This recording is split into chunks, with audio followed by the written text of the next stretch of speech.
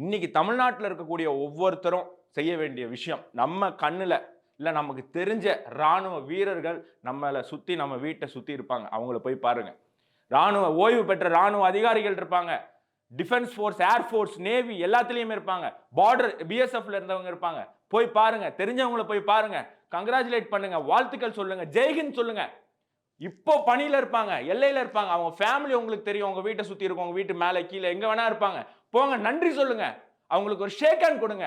இந்தியாவினுடைய இந்த இந்த ஒரு மிகப்பெரிய ஒரு பாரத்தை இறக்கி வைத்திருக்காங்க.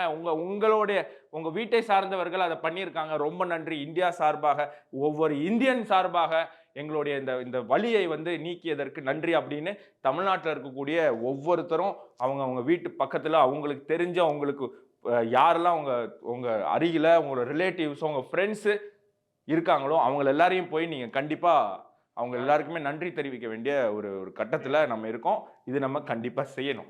இன்னைக்கு